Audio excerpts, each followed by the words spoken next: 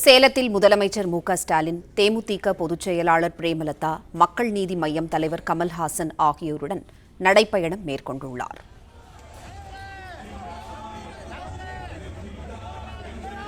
கூடுதல் தகவல்களை செய்தியாளர் ரமேஷ் வழங்க கேட்கலாம். ரமேஷ், வணக்கம். கூடுதல் விவரங்களை சொல்லுங்க.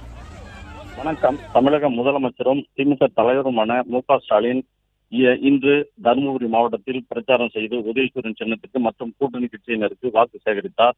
இந்த நிலையில் இன்று இரவு தருமபுரியிலிருந்து கார் மூலம் சேலம் வந்து சென்றார். பின்னர் அவர் சேலம் 4 ரோடு அருகே உள்ள முன்னாள் முதலமைச்சர் கருணாநிதியின் சிலையில் இருந்து நடைபயணம் மேற்கொண்டார். இதில் திரளான மகளிர் மற்றும் திமுக நிர்வாகிகள் மற்றும் கூட்டணி கட்சியினர் கலந்து கொண்டிருக்கிறார்கள்.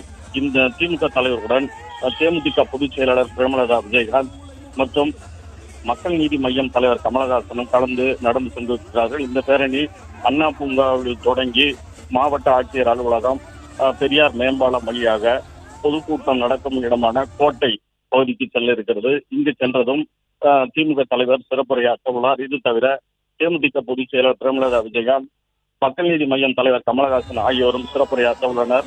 இதில் சேலம் மாவட்டத்தில் உள்ள 11 சட்டமன்ற தொகுதியில் போட்டியிடும் திமுக மற்றும் கூட்டணி கட்சியின் அறிமுகம் செய்து திமுக தலைவர் சிறப்புரையாற்ற உள்ளார்.